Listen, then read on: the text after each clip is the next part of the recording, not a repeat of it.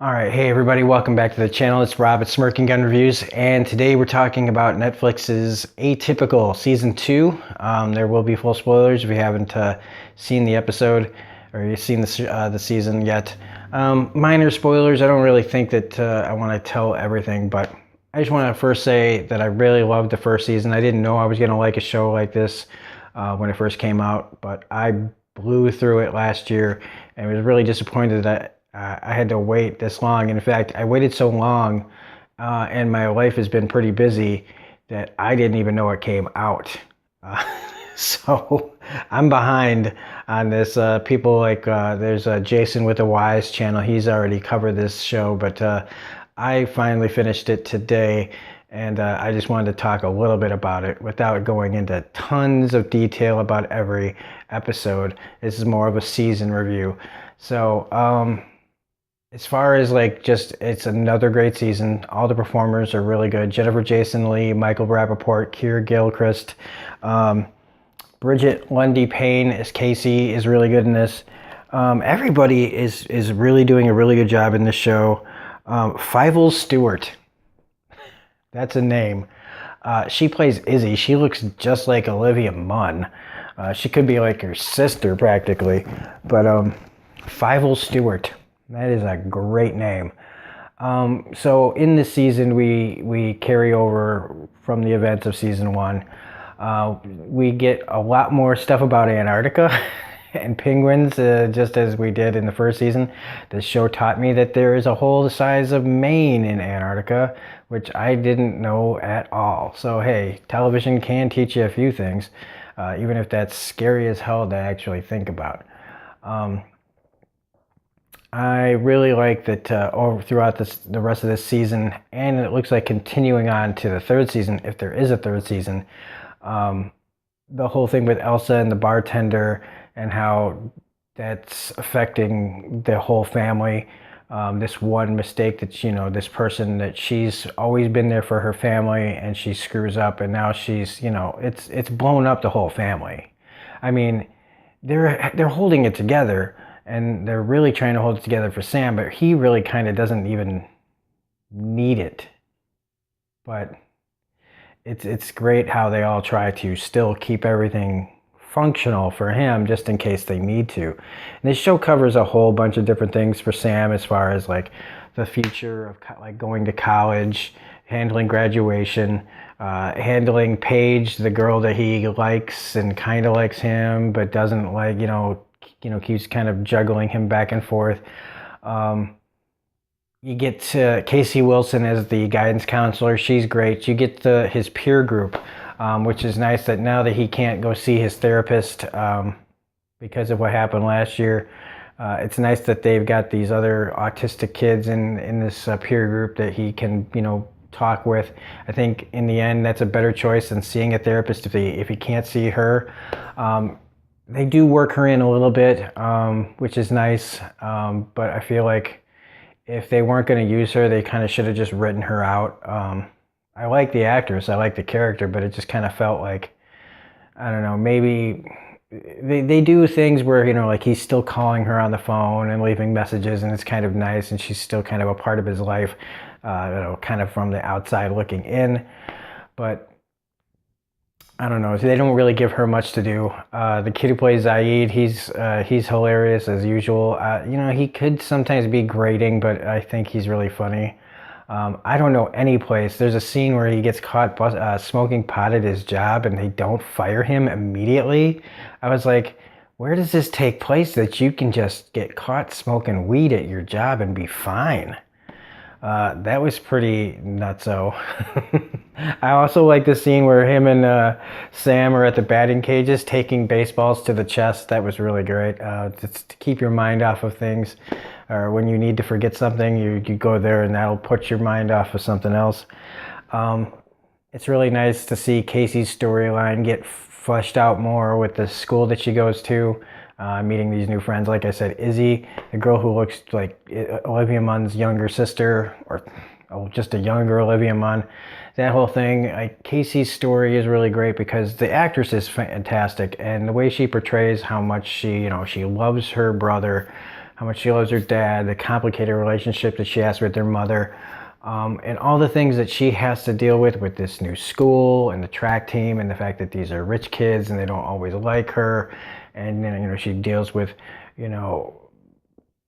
feeling kind of ashamed of her family and ashamed of where she comes from a little bit, and of her boyfriend, and being kind of like all these different things that she's going through, getting rejected by these friends at one point, and still like having to help her brother out and try to keep her family together and stuff like that. It's a lot for an actress to do, and she does a really great job of it. Jennifer Jason Leigh's Elsa, trying to come back to her family after what happened last year, sometimes gets a little cringy because she's just trying so hard to like win everybody back. But I feel like she only has one level, which is, or one way of doing things, and that's just like going full tilt. She doesn't know how to back off when she needs to, and that's something that she kind of has to learn throughout the season.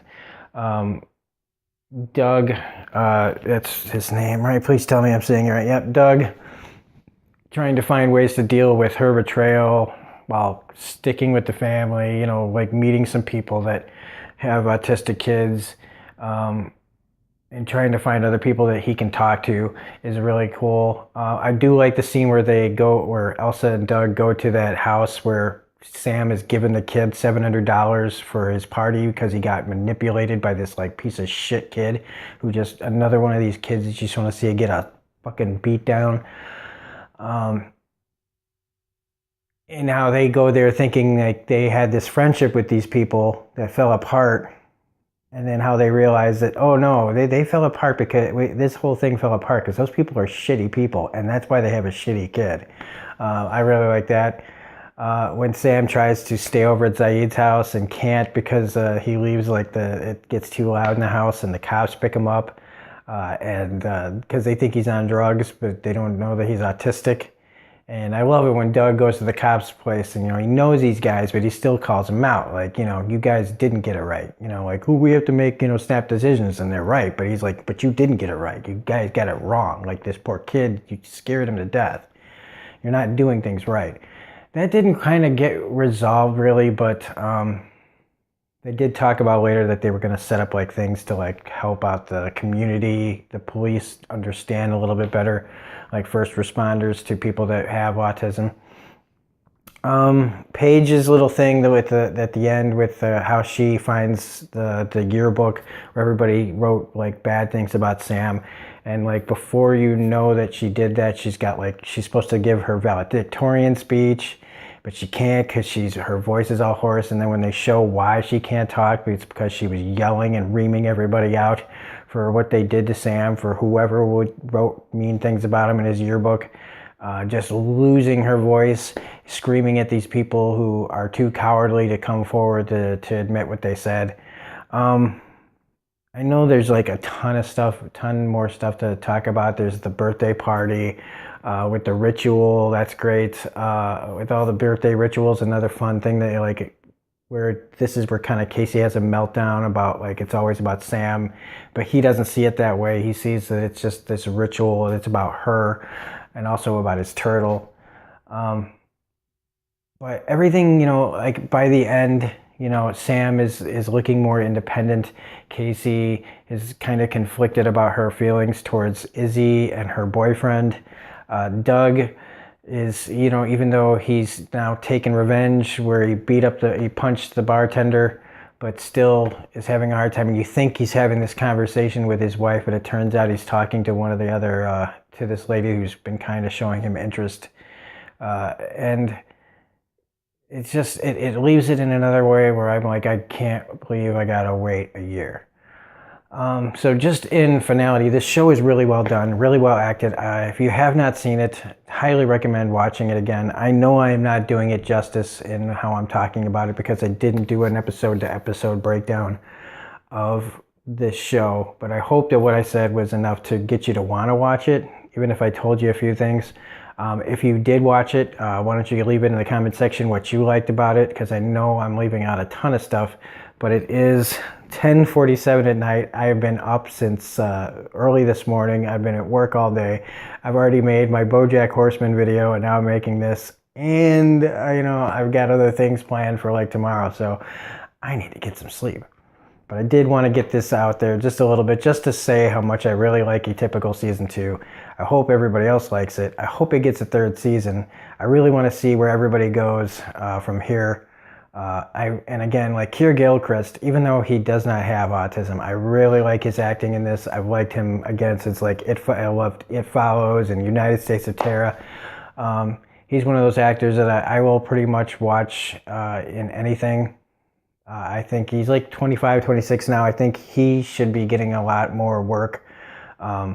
Jennifer Jason Leigh, again, is always great. Michael Rappaport is always great. And like I said, breakout to me, though, besides Keir, is Bridget Lundy Payne as Casey. She is just freaking amazing in this show. So anyway, that's it. So if you like this video, please hit the like button, comment, share, subscribe, hit the bell for all notifications. Let me know what you guys think of Atypical Season 2. And that's about it. So this is Robert Smurgin Review saying have a nice night, and we'll see you next time.